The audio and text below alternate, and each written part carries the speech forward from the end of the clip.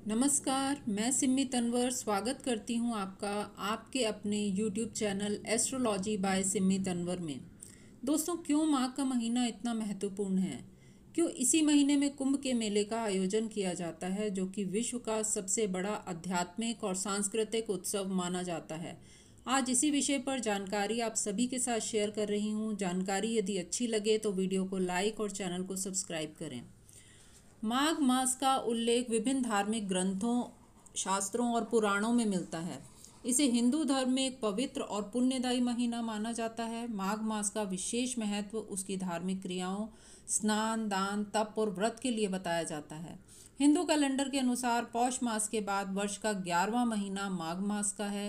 पौष पूर्णिमा के बाद यह माह आरंभ होता है।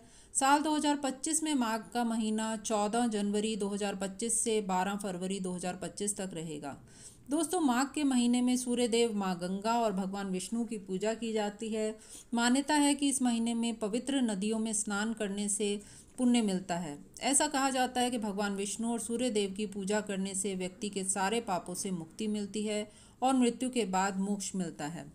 स्कंद पुराण के माघ महात्म्य खंड में माघ मास की महिमा का वर्णन है। स्कंद पुराण के माघ महात्म्य खंड के अध्याय 7 श्लोक 40 में बताया गया है कि माघ मास में ठंडे जल में स्नान करने से व्यक्ति सभी पापों से मुक्त होकर दिव्य लोक को प्राप्त करता है। स्कंद पुराण में माघ मास के स्नान, दान और तप की महिमा का विस्तार से वर्णन है। इसमें कहा गया है कि माघ मास में नदी और तीर्थ में स्नान करने से जन्म जन्मांतर के पाप नष्ट हो जाते हैं और मोक्ष की प्राप्ति होती है। एक श्लोक के अनुसार माघ स्नानेन यत् पुण्यम सर्वतीर्थेषु वै नरः तत्फलं लभते सम्यक गंगा स्नानेन मानवः। अर्थात माघ मास में गंगा स्नान से मनुष्य को सभी तीर्थ स्थानों के बराबर पुण्य मिलता है।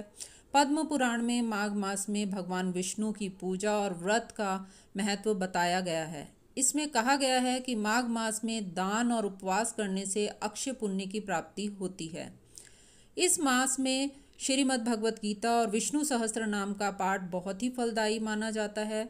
भविष्य पुराण में लिखा है कि जो व्यक्ति माघ मास में सूर्योदय से पहले उठकर स्नान करता है उसे स्वर्ग लोक की प्राप्ति होती है। यह भी कहा गया है कि इस मास में दान देने से सभी ग्रह दोष समाप्त होते हैं।